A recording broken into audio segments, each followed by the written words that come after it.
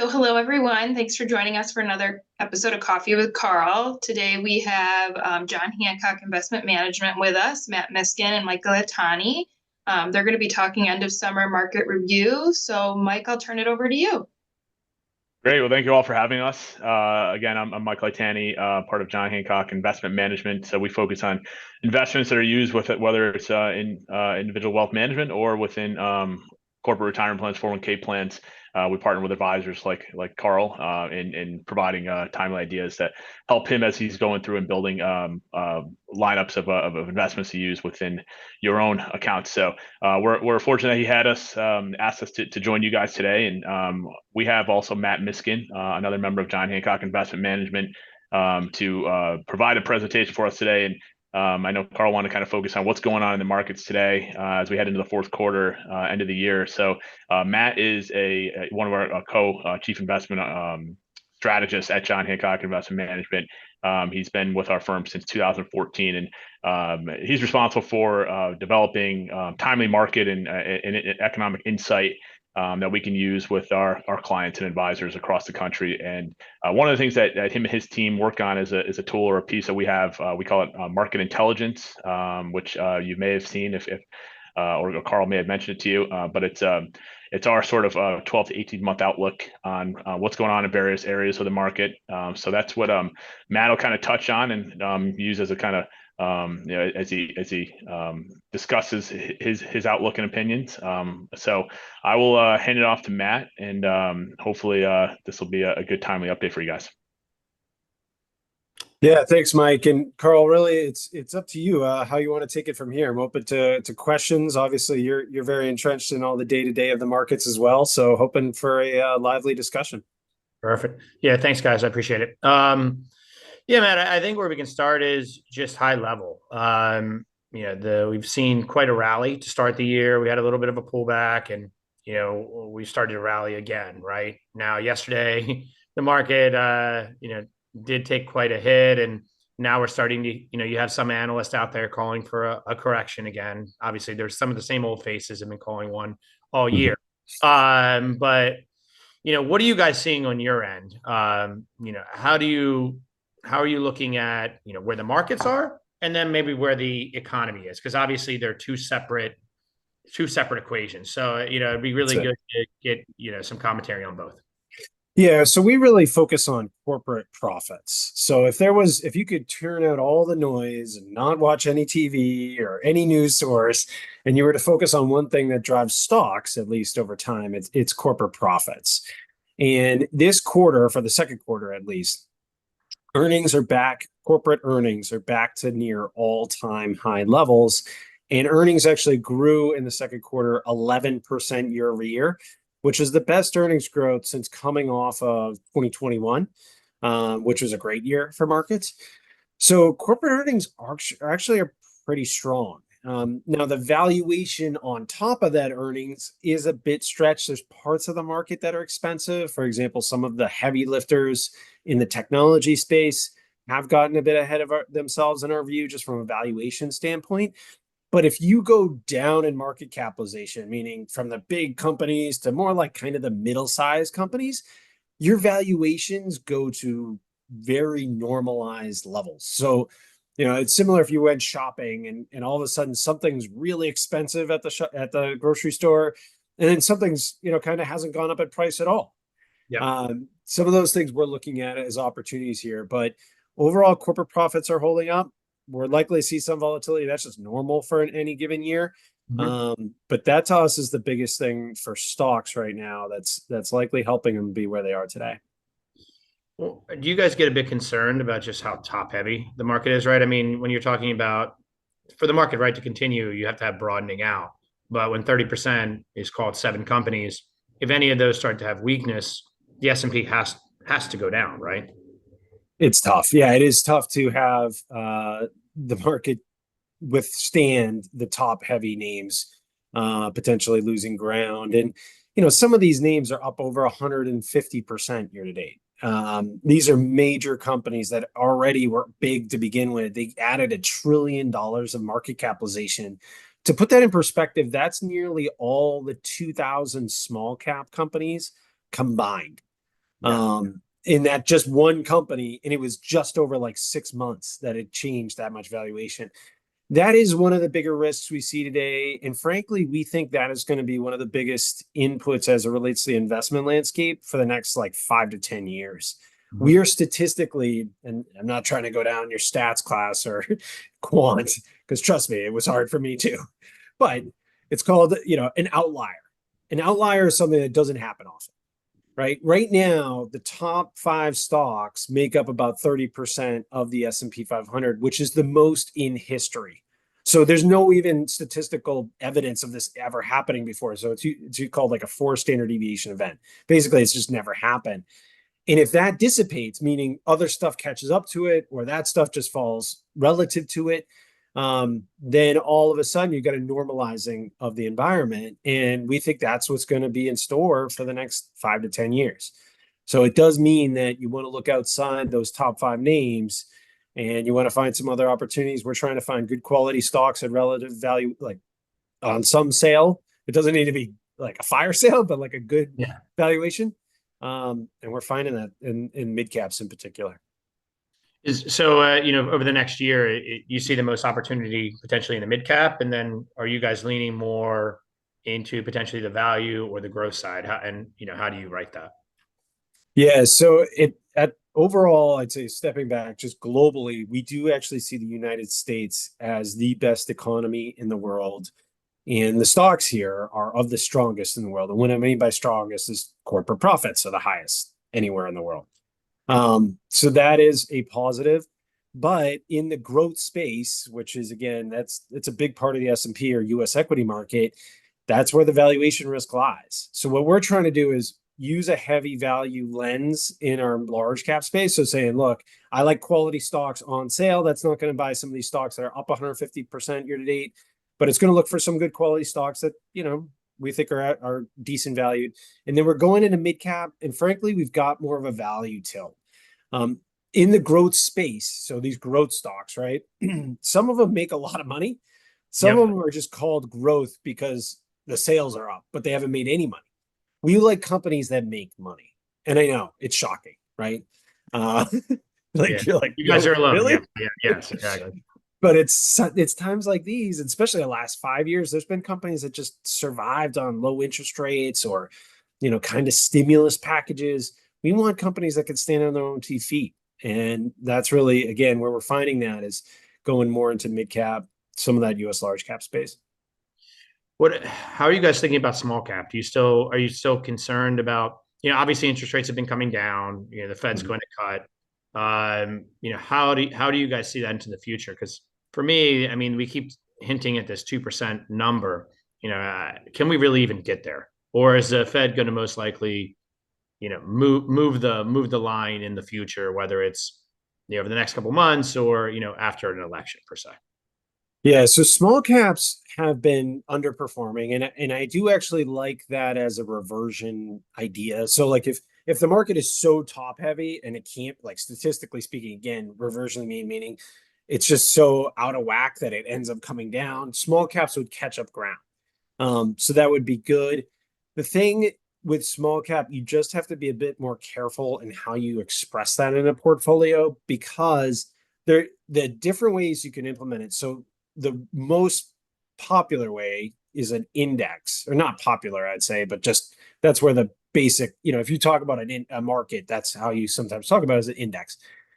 The Russell 2000 index, 45% of the companies don't make money. So that's a small cap index. 45% don't make money. And again, going back to our very simple, mantra of we like companies that make money, it means extra work in small caps because it's like, okay, we're starting with only 60% of the market that makes money. Then we got to find our best ideas in there. There's other ways you can implement that though. There's other ways you can find small caps and have more profitable businesses. So that is something, we look at as we go to mid cap, nearly all the companies are profitable and the valuations are just as cheap.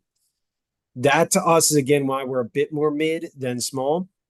But I think it's, it just goes back to knowing what you own. I also think, there may be a cycle reset, again, we'll talk about the cycle, the economy, things like that. Small caps are usually best early in the cycle.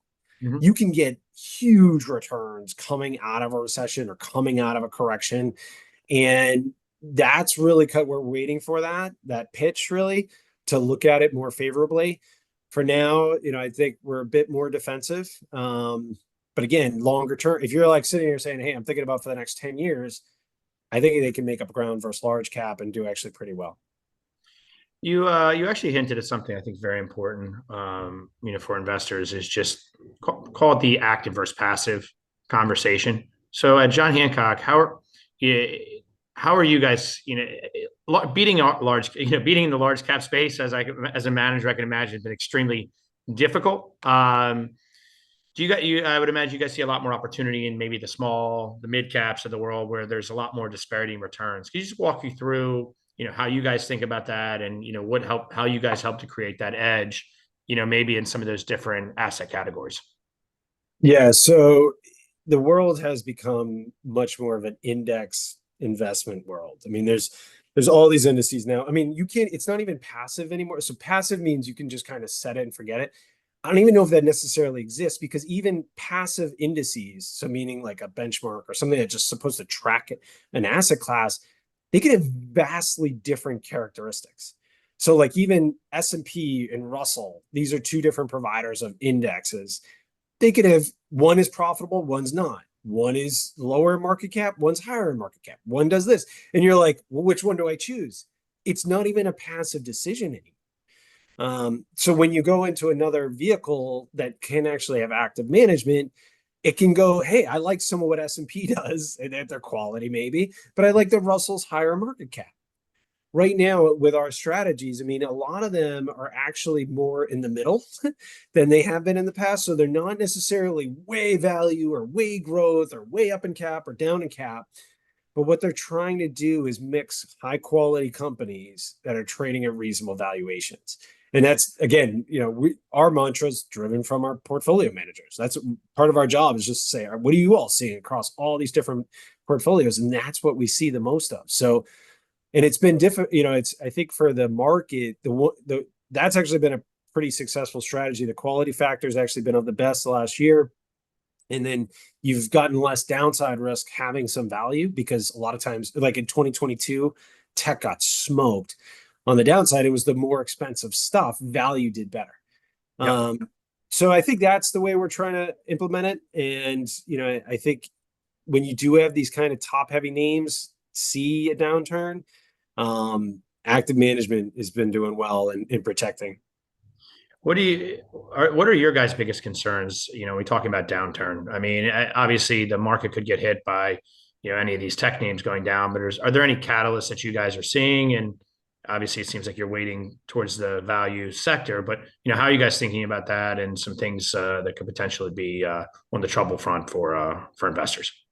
Yeah, so we think globally and we think about asset allocation and I'd start actually with China as our biggest concern. So China has been the global growth engine for much of the last 20 years. And it's not just China, it's the US companies that sell to China. Whether it's Starbucks or McDonald's or, high-end luxury stuff or you name it. A piece of their business has been investing in China and it's grown on that. And what we've seen really since COVID is China's policy has been much more a regulation driven, government heavy policies. And it has made companies less attractive from an investment standpoint. It makes them less attractive from an earnings standpoint, because if you're not doing it for shareholders, but you're doing it for the government, that's a different decision. And in our view, China is showing they've got a massive real estate overhang. So meaning they built up real estate that was 35% of their economy. So they had to keep building it, and that is overbuilt massively. And they're just this week they knocked down massive apartments that they overbuilt. And so that to us is the biggest risk from a growth standpoint. And then in the US, it's just, can the Fed cut interest rates enough now to in essence create a soft landing? The good news is there is a ton of cash on the sidelines. So there's 6 trillion in money markets. There's about 14 trillion, 15 trillion in bank account deposits, checking accounts. Corporations have 5 trillion in cash. And what we see is basically everyone's sitting there saying, I love getting 5.5 for, maybe 4 or 5% in a money market or cash. But what happens if that interest rate goes down? If the Fed cuts a lot? And it's not necessarily something that, economically keeps us up at night, but how do you, as an investor, change your approach for that? Because right now you're sitting in cash and you're like, I get 5%. This is great. If that went down to 2 or something, would you still think this is great? Or would it have been better to think about bonds or another longer term investment that can provide you ample income, dividends, other things? Yeah. And that's really what we're trying to do, is just say, look, if interest rates do come down a lot, which we think the Fed frankly will be doing, how can you set up now to make sure your investments are taken care of in a lower interest rate world than we've had the last couple of years? Well, aren't you guys a bit concerned if the Fed does start to cut? Because, right, equity markets are going to continue to go higher. Real estate prices most likely will go elevated. So people are going to spend more. I mean, the consumer seems to be pretty strong. We look thinking about the economy right now. Obviously, there's a big difference between the upper bound of society versus the lower. But does that concern you that you just frankly might reignite inflation and then we're right back to where we were? Yeah, it's certainly a risk. And, what we've seen is that housing is the number one driver of inflation. So inflation over the last year, the core version, so it doesn't include energy, food, that has been driven, 70% of it has been housing prices. They call it shelter. So it's a bit of rent and housing. And this is amazing. This is still amazing to me. The way that they calculate shelter as it relates to housing, they call people up across the country and they say, hey, if you were to rent your house, how much would you rent it for? And they ask people this, then they come up with an aggregate number, and then they compared it to the prior month and the last year or so, let's say that. And you're like, okay, so this is like a subjective survey that you're just randomly calling people, and that's how you calculate. That's the most important thing of inflation. And you're like, seems like we should do a little like that was developed in the 70s, like when everybody had landlines. Now, yeah. I don't know if that's the best way to do it, but long story short, if housing prices have CAGR, meaning compound annual growth rate nationwide, 11% per year since 2020. Before that, the 30 years before it, 29 years, it was CAGRing at 3%. So housing exploded higher, and now what we're starting to see is just leveling off. It's not like, hey, now housing prices are lower. Yeah. It's just sideways. And if that can happen, we think inflation does moderate. It doesn't mean deflation, meaning prices come down. It means disinflation, which just means the rate of change from here. Like we had a huge re-rating, and now it's kind of like steady. If that stays the same, that's good enough in our view for the Fed to be cutting. And so that would be the good. Inflation coming down is huge. That to me, and look, it's not a foregone conclusion. Like I'm not trying to say that, but that would be the best news for markets longer term, because we just witnessed pre-COVID 20 years of low inflation. And it was like, I mean, the Fed had low interest rates. It was good for bonds. It was good for stocks. And that to me would be the best case scenario for long-term investors. How from just equity markets and we'll talk about US, how are you guys pricing out, maybe in the next 5 years? Are we looking, I've heard, a lot of assumptions like BlackRock, maybe 5 or 6%. How are you guys looking at US markets? And is there another market, maybe emerging markets, whether India, that you guys see could be a much better growth market? Obviously, you guys are not a fan of China, but is there any other markets that you guys see that could be a real growth driver moving forward? Yeah. So long-term capital market assumptions for us, we see actually about 6 to 8% annualized out of the S&P 500. And really that's just earnings growth. Yeah. We're not going to get much multiple expansion. Your dividend yield on the S&P is about 1.5%. So that's not much either. That's historically low, but we see the most innovation out of the US. And to us, that's going to be the driver of growth. And then for the bond market, I just want to throw that in there. We're seeing about a 5% return. So you're getting that is about as close of a forward-looking return assumption as we've had in a while, where stocks are 6 to 8, bonds are 5. Just to put this in perspective, the last 5 years, bonds are basically flat, and the S&P's done about 15% annualized. So it's just been this huge divergence. Outside the United States, India is one. The economy's doing well. They've got labor force growth, which is a catalyst. Mexico has been a place that's also done pretty well.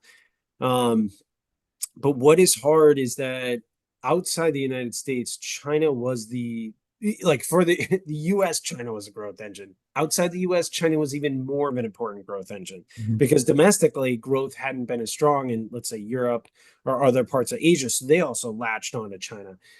And I think that's going to be tough for them. There's cheap parts of the market.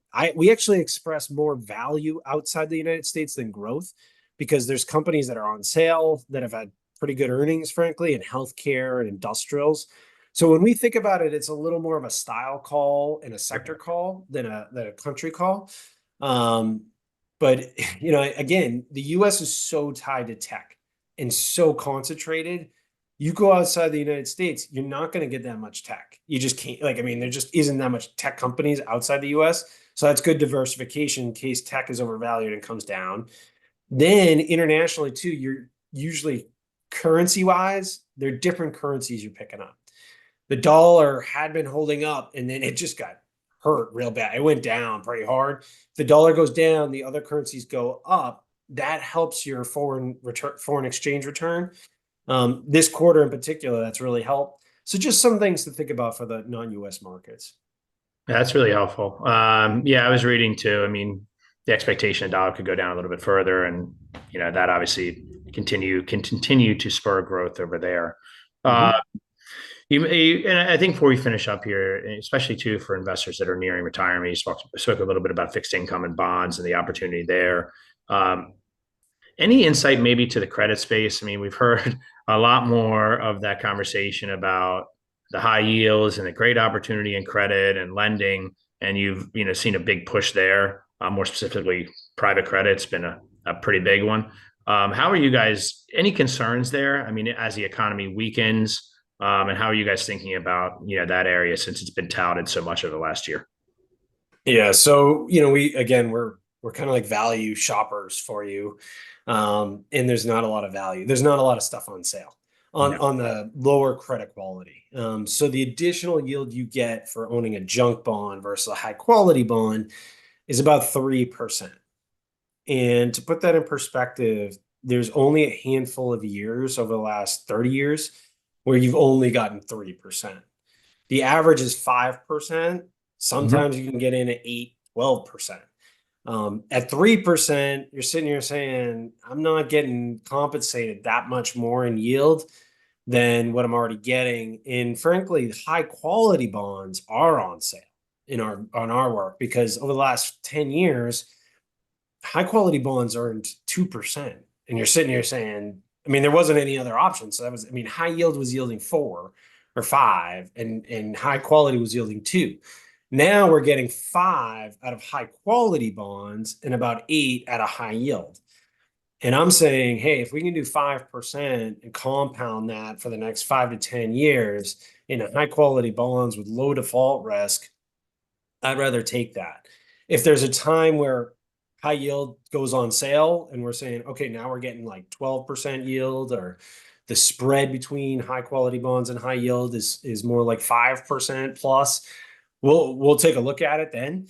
But for now, high quality intermediate fixed income, I love it because it's boring and can actually provide nice returns for investors. That's where we're seeing the best opportunities. Yeah, and then you couple that with if rates, with interest rates going down, I would imagine you can see some total returns of anywhere from like 6 to 8% in some cases. Yeah, and over the last year, high quality bonds were up as much as 10. Now I believe it's 8 or 9, and it's just basically the calendar shifting. But if you're saying, look, out of a high quality bond investment, you're doing almost 10% return. Cash is only yielding 4 or 5, so you just double the return in cash. And to your point too, what happened when interest rates went up was bond prices went down. At one point, they were down 18%. To put that in perspective, I talked about how outliers, things that don't happen much, that had never happened before. And we're still coming out of that decline. So it's almost like for stocks after, a bear market, when they're down and they're cheap, bonds to us still offer that value of coming out of that corrective price action they had prior to the last year. Yeah, I think that's a really good segue. I mean, when we look at 2022, the market obviously took quite a hit, and now you've had these subsequent rallies, and fixed income obviously did the same. So it seems like that's going to be an obviously a great opportunity. As we finish up here, are there any other concerns or opportunities you guys see that you wanted to highlight? But other than that, definitely appreciate you joining us today. No, I mean, keep it simple for us right now. It's, I know there's a lot of noise around the election and everything. And, for us studying this, over and over again. And, I mean, you learn something new on politics in essence, but the thing you learn new every time is that it doesn't matter, which is kind of crazy. But under the Biden administration, so what was the Biden administration, is the best performing part of the stock market has been energy stocks. And I'm not talking alternative energy. I'm talking drill, baby drill, like fossil fuel energy, which to me is exactly the opposite of what you would have thought does well. And I just like using that as a way of saying, look, I mean, energy companies, what happened was it was 2020, oil was down a lot, energy stocks had gone down a lot. Over the 4 years, as we come back, energy just returned. I mean, it's about where markets are at the starting point and the valuations and the economy and earnings. That's what matters, not the politics. But I really appreciate Carl actually not, having us go too down that path. But that was the last thing, just staying clear of that, have a clear mind and think about it as a long-term investor. Yeah, I think everyone's had enough of talking about the elections, and you hit on it. I mean, at the end of the day, when you look at the actual returns after these election cycles, they don't really matter in the end. You're going to have to look at the economy to see where things are and, frankly, where they're going. So with that, Mike, Matt, thank you so much for coordinating this today and, providing this information. Definitely appreciate it. And I hope everyone has a great rest of their day. Appreciate it, guys. Thanks, Carl. Thanks. Cheers. Take care.